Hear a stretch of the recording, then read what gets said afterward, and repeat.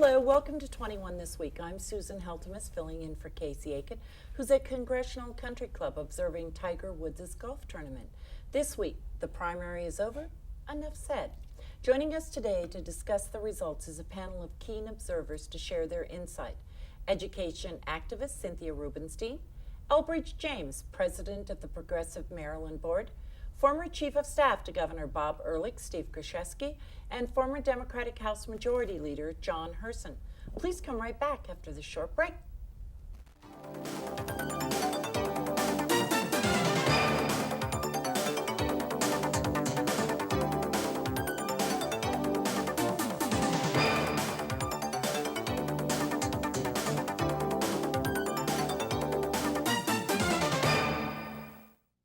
The most talked about race perhaps in all of Maryland during the primary season was the heated Democratic gubernatorial battle.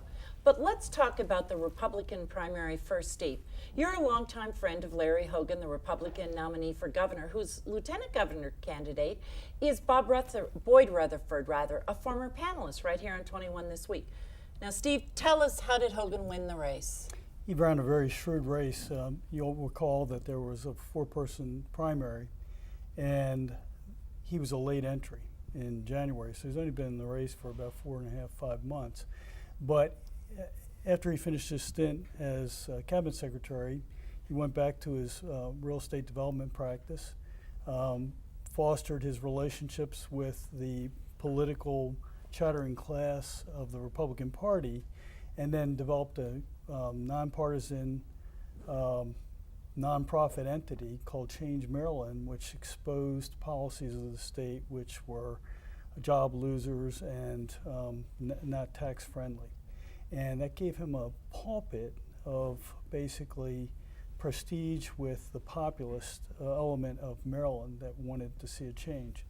So he was able to leverage that in a very short sprint to the end of the primary and raise sufficient funds to qualify for matching dollars, but also get his message out in a very cogent way, so they won. And now we have Larry Hogan. Okay, Cynthia, you were a supporter of Heather Vizier and a District 20 neighbor. Fill us in on Heather's campaign, and why didn't you win the race? Well, first of all, Heather was a delegate from District 20, so her two opponents, the Lieutenant Governor and Doug Gansler, had statewide name recognition. They also had lots more money than she did. She opted into the public financing. And thirdly, she was what the political establishment thought was not ready to run. But thank goodness she ran anyway, because the last time someone was told not to run because it wasn't his turn, he ended up in the White House. So I thought it was a bold move, and I'm glad she ran. Do you think that her policies may have been a little too liberal, though, for the average voter in Maryland, like legalization of marijuana? I think that was the one policy that more people hesitated on than some of her other policies. So that was a bridge too far for many people. But I will say, someday it will come to pass. She was just more bold than the others to put it forward. Okay, now Elbridge, as a longtime friend of Doug Gansler, what happened to Montgomery County's own Doug Gansler and his campaign that so many people thought was invincible, to say the least? Doug forgot this race was about politics. He got into the race, did not run a good race, did not have a good campaign at all. I know he was put off track with early allegations, but he didn't approach him, he didn't attack him. He didn't step forward with what he needed to say to put himself back on track. And then he just ran a poor race. The other thing, this is about politics.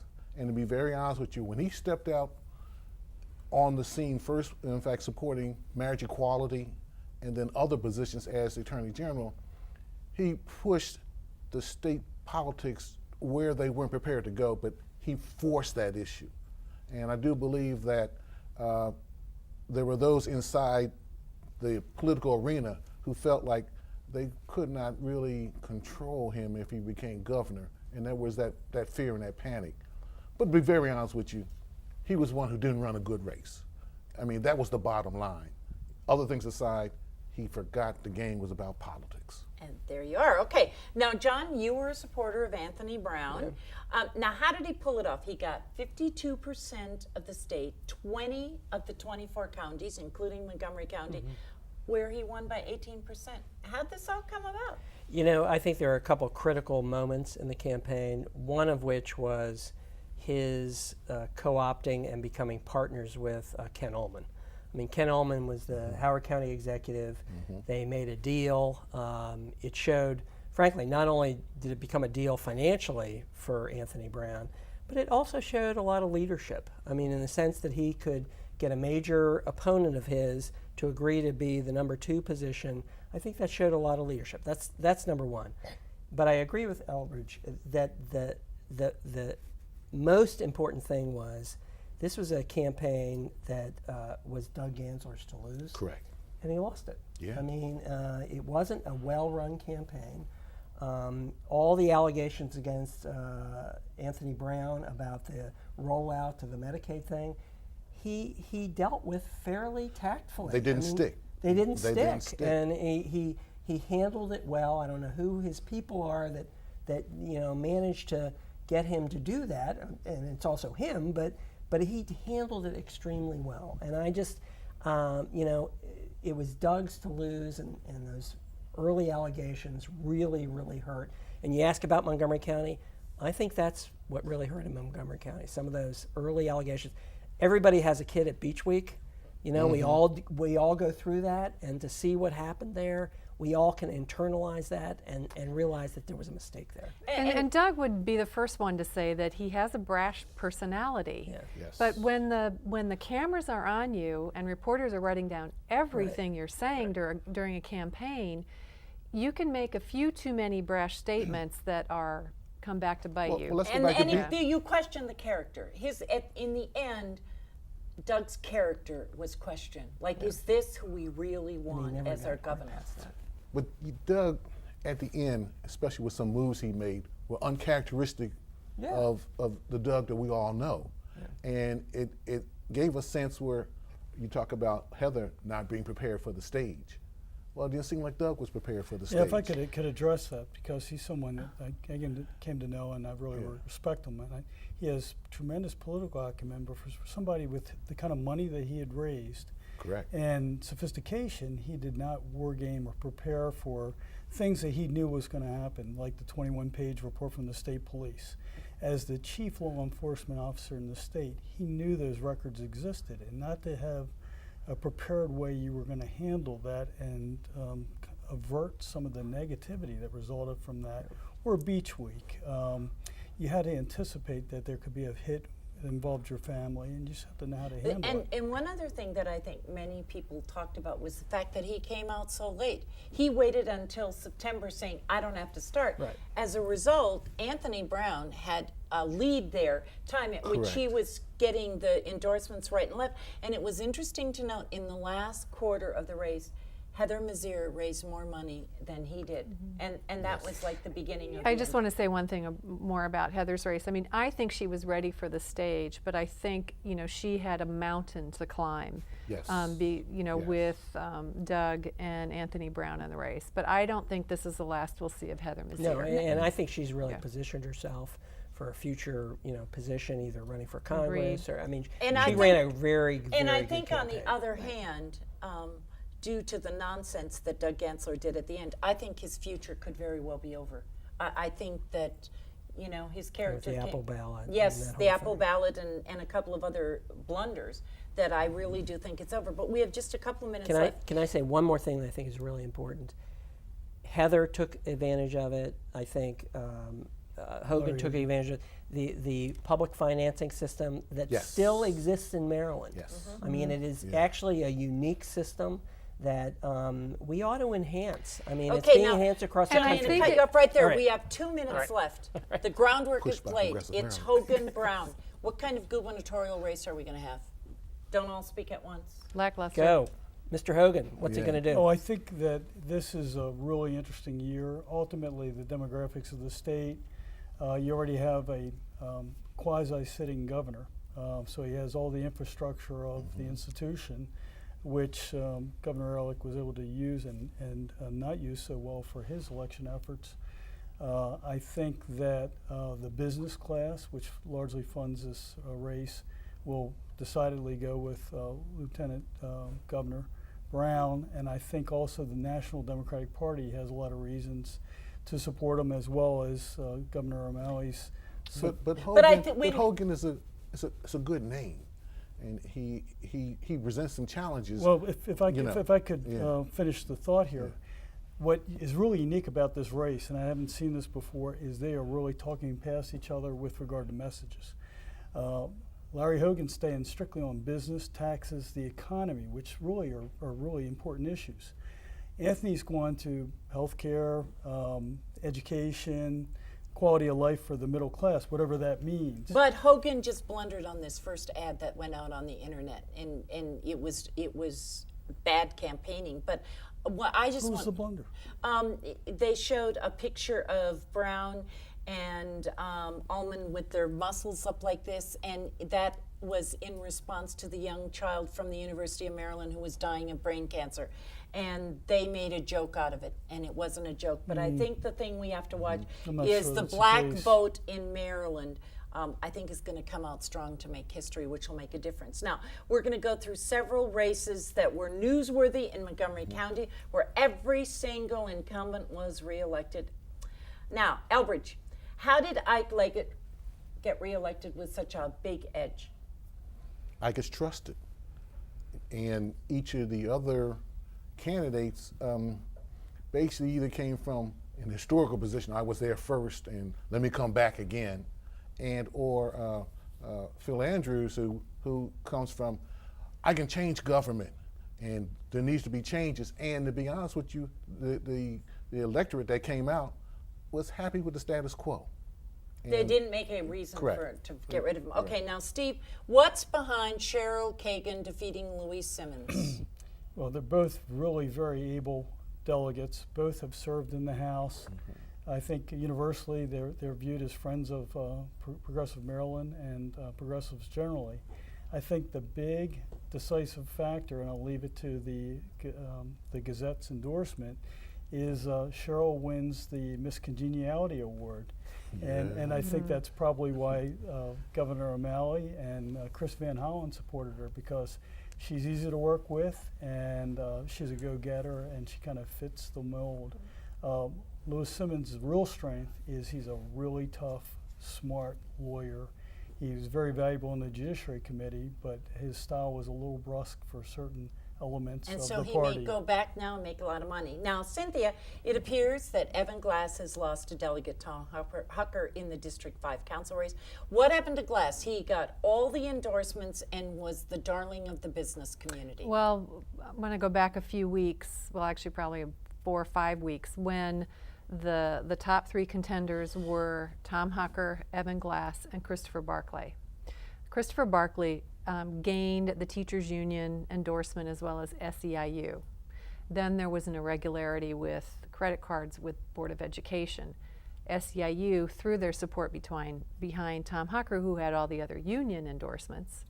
And if Christopher Barclay had stayed in the race, he would have siphoned votes off from Tom Hucker, and Evan could have conceivably come in. But that changed the scenario that quite a district bit. is particularly sensitive to union Particularly endorsements. sensitive and pays attention to union endorsements.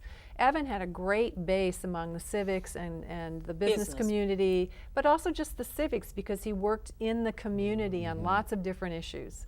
So he had a strong base. But I think that made a big difference in the race. Also, Tom had more money, and he had wider name recognition from his service in the delegation. But it was a very, very But close in the race. last week, the realtors dumped, what was it, $100,000 or $200,000 into Glass's campaign. But that wasn't enough. And he had the chamber endorsement. But anyway, so John, Union Darling, it's hard to believe we can call her that, Dutchie Trachtenberg, lost overwhelmingly 78 to 21% to Council Member Roger Berliner. How did Roger pull this off? Because a couple months ago, it was thought that maybe Donald Duck could defeat Roger. Well, I don't think Donald Duck could defeat Roger, but actually, I really think that when you say she's the union darling, I think that's hyped. I mean, the unions have had some trouble with Duchy over the years. So I think And they helped defeat her 4 years ago. They helped defeat her 4 years ago. And she also decided not to run at large, and she ran in probably the most conservative councilmanic district that you have, which is District 1. It's very discerning too, very well educated. Very well educated, they get it. And Roger got some very, very strong endorsements from the Washington Post, which he played up very well in his mail campaign. He really used the comparisons that the Post made in all the literature that he sent out. I mean, Roger ran a really good campaign, and I think she didn't realize what she was up against when she was doing a one-on-one in that district. But you also understand, I think, for instance, like in District 17, and we talk about in council member District 5 or things of this nature, I can't say for sure right now, but if you look at who voted, and you will see older voters were the predominant voters, and older voters like to re-elect the incumbent. Right. They also don't like a lot of controversy or someone that's trying to push that someone's not doing this or not doing that. Well, it's the problem Doug Duncan had. You know, he didn't come out. He attacked. When you attack, especially to an older voter, especially to the black community, we sort of don't like that. I want a positive reason for voting for you, not really a negative reason, for voting against somebody. That's not just the black community. The white community wants it too. Okay, We all now want positive before we reasons to go vote for on to people. that, now Elbridge, Gaithersburg Mayor Sid Katz defeated Rockville Council Member Tom Moore in District 3, as well as much endorsed everywhere Ryan Spiegel, who is also a Gaithersburg council person. This, I've been asking people, what was the biggest surprise? This, I think, was the biggest shocker in Montgomery County. How did it happen? I'll go back again. Look at the demographics of the voting electorate. I know, for instance, every retirement home resident voted. I mean, and that district includes Leisure World. We might add. Right, and also Sid Katz is a well-respected name. The point was not, in fact, that was a race where they're voting more for Sid than voting against anyone else. I think in that race there was a lot of love spread among all the electorate, but in fact, Sid Katz carried it. And you know what, when I ask people about Sid Katz, the word that comes up often is mensch. And I think that was overwhelming. Yeah. Stay tuned for more 21 this week. We're going to be right back.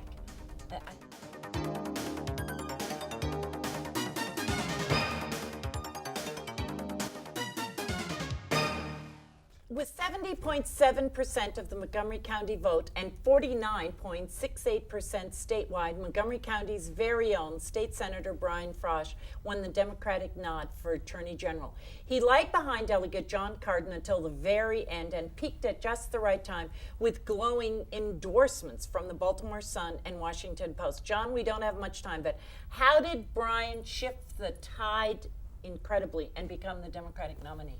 You already mentioned one of them, the incredible endorsements from the Washington Post. And Two of them, to be Two of them from the Washington Post and one from the Baltimore Sun.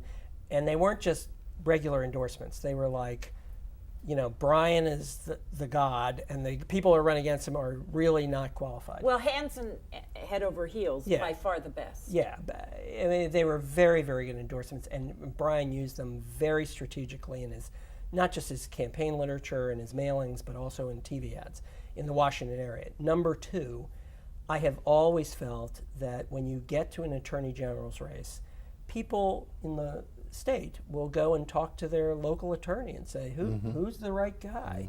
And by far, the Maryland bar would endorse Brian Frosch. They know him, they know he's qualified.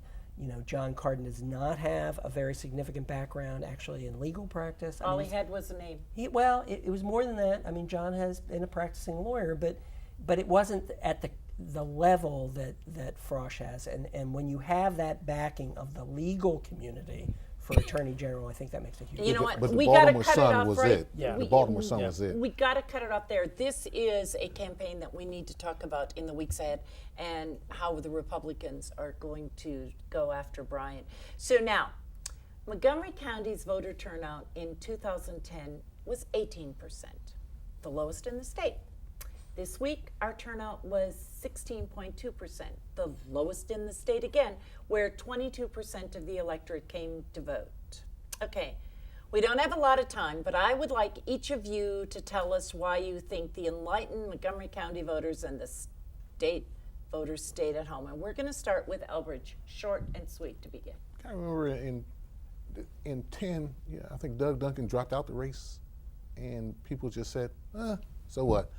And this was an off-year election again, and the young crowd, the new voters, just stayed home. Okay, Steve, what do you think?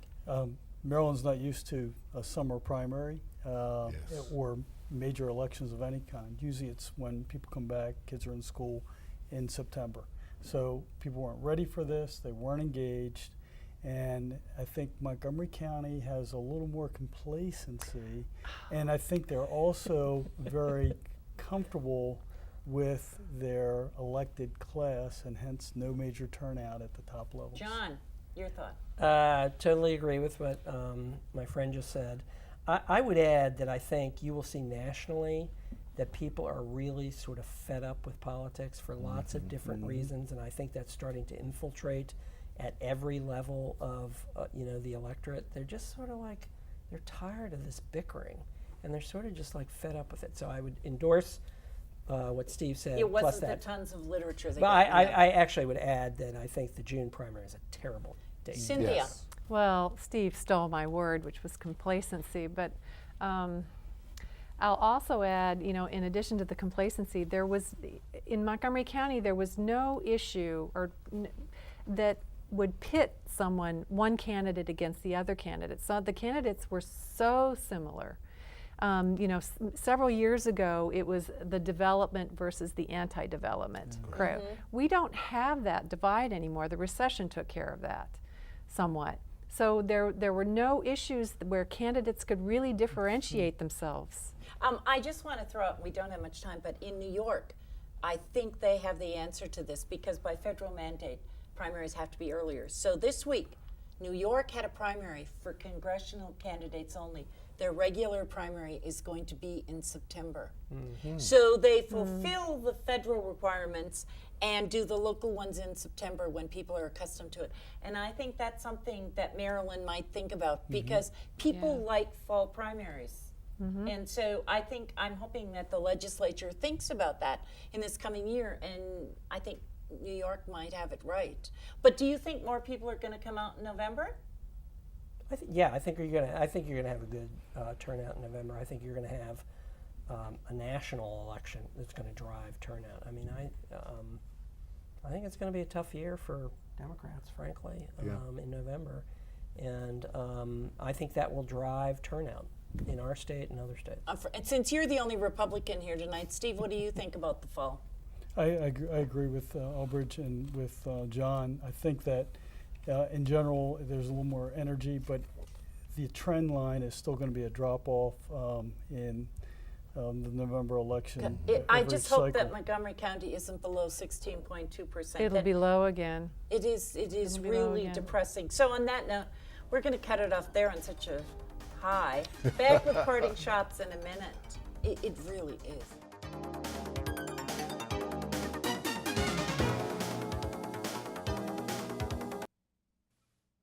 Now with parting shots. We think Cynthia, alike, you're up that's the problem. first. That's what it is. Okay, parting That's shot. Back to the election. For all those candidates and some of us on this dais have been there.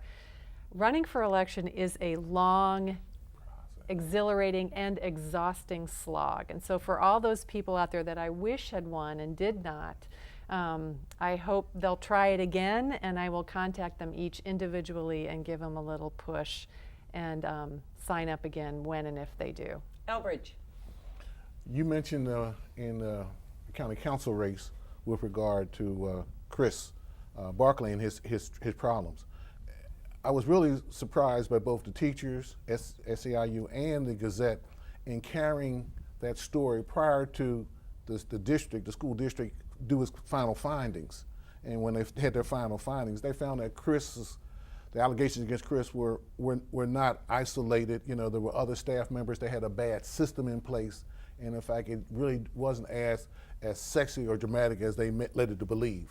And so I'm really a little disturbed about that. John? I'm going to completely switch it up for everybody here. I am going to talk about something that's completely non-political, and I want to do a shout out for the NBA for what they did for Isaiah Austin last night. This is a kid who was a center for Baylor. He was in the choice, the whole selection last night. He was a top 20 pick, and he found out that during his physical that if he continued to play basketball, he was going to drop dead. He had a very physical anomaly, and the NBA honored him and got him selected, and they did a wonderful thing for him. A shout out for the NBA. Steve, you got it. And thank you to Connor for telling me about that. Steve, 2 seconds. You're really short. I wish everybody a happy 4th of July, and remember, a strong foreign policy and military is what made this country great. Well, thank you for joining us this week. On behalf of everyone at 21 This Week, I'd love to wish all viewers a safe and happy 4th of July as we celebrate our nation's birthday. I'm saddened, however, that this 4th of July, that the majority of voters in Montgomery County and the state of Maryland took the freedom we enjoy for granted and did not exercise their privilege and right to vote. On that note, we look forward to seeing you in 2 weeks for Montgomery County's hardest-hitting political talk show. Until then, follow us on Twitter, like us on Facebook, or watch us on YouTube. For 21 This Week, I'm Susan Heltemes. Bye for now.